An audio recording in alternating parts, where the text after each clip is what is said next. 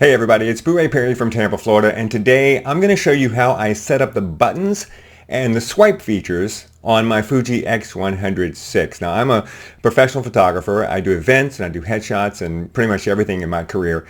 And when I set up a camera, I am always setting it up for speed because I don't want to have to go into the menu system unless I absolutely have to go into the menu system. So I want everything that I need to be quickly accessible from the buttons, or in this case from the swipe on the menu of the Fuji X100VI. So that is how I set up my cameras, right? It's all about convenience and speed. So let's take a look.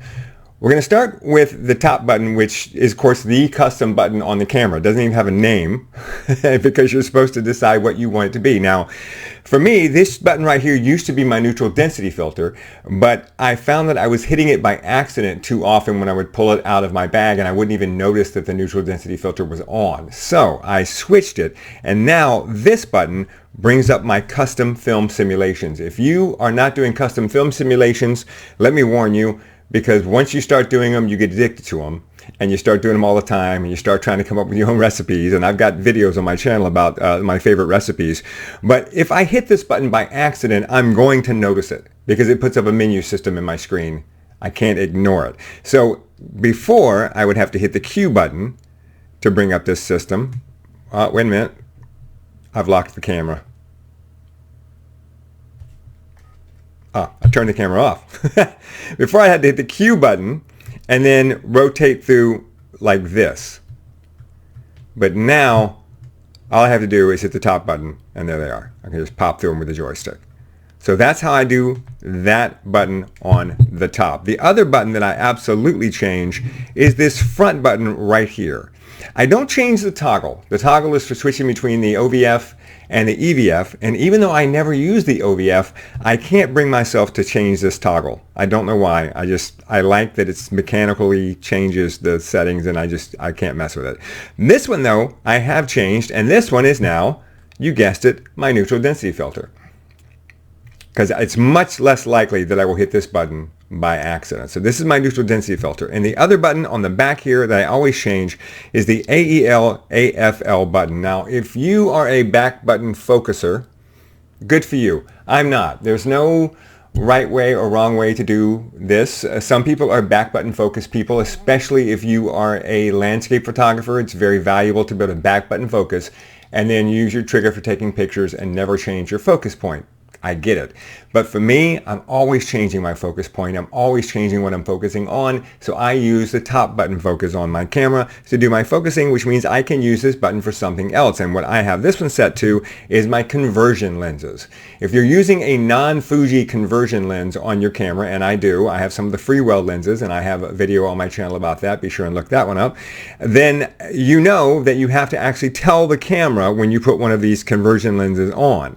So you have to say, I've got the wide angle lens on, or I've got the telephoto lens on.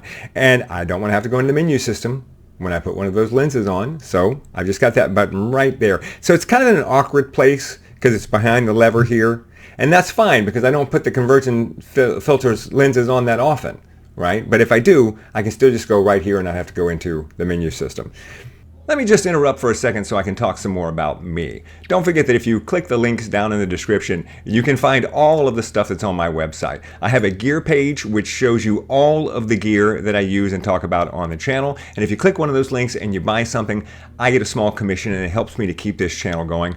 Also, I have two fantastic free guides for you. One of them is called I Bought a Nice Camera, Now What? And it's basically the 10 things that I do every time I get a new camera out of the box. These are the 10 settings that you absolutely want to pay attention to and change, a lot of times change, right when you open up your brand new camera. Also, photography basics, 20 definitions that you should know. This is just a list of the terms and phrases that you will hear repeated again and again when you watch videos like mine, and it's a great reference point so you can go back and look things up if you've forgotten something or maybe you never knew it to begin with. I've also got a couple that you can purchase, and there's always a discount code right here in the description of the video, so be sure and look for that. Natural light photography, settings, tips, and tricks for photographing people with natural light. This is 75 pages long. And it details everything that you need to know about working with natural light, finding good natural light, where to put your subject, how to turn them, how to turn their face, how to turn their body, how to set your camera up.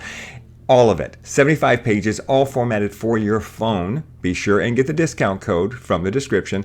And also my One Light on Location video will take you on location with a model, and I will show you how to use one light off camera on location in multiple different scenarios to get great lighting on your subject. Be sure and click the links down in the description. Now, back to me. Now, here's how I set up the swipes left, right, and up and down. My swipe right is going to be my auto settings for my ISO. And again, video on my channel on how I set this up. But in this case, I've basically just got them set up for freezing motion. All the settings are the same, except I'm at 1/30th of a second here, 1/125th, 1/500th. So really it's just a question of, do I need to freeze motion? If I do, I quickly can go right here, swipe right, and jump it up to 1/500th of a second, and I'm good to go. My swipe left is this, of course, quick access to my film simulations. That's my left swipe. My right swipe, or rather, I'm sorry, my up swipe is going to be the flash. I want to be able to quickly get into the flash settings so I can turn those on, turn them up or down, whatever I need to do. And finally, my down is just my autofocus settings. And I only use two. It's either on or it's one eye auto. I'm not worried about which eye it focuses on.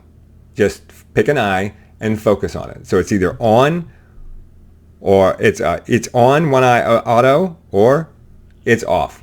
So I can just quickly swipe that with my thumb when I'm shooting. If it's focusing on a face and I don't need it to, a quick swipe with my thumb will take care of that, and I'm good to go. So that's it. Those are my custom settings on my camera. As always, jump down in the comments and let me know what you're doing that's different, because half the time I change my custom settings whenever I make a video like this because somebody will come along with a better idea. So if you've got a better idea or something I'm not thinking about, let me know in the comments so that I can learn too. And also be sure and throw me a like and subscribe and check out all my stuff. And yeah, thanks for watching.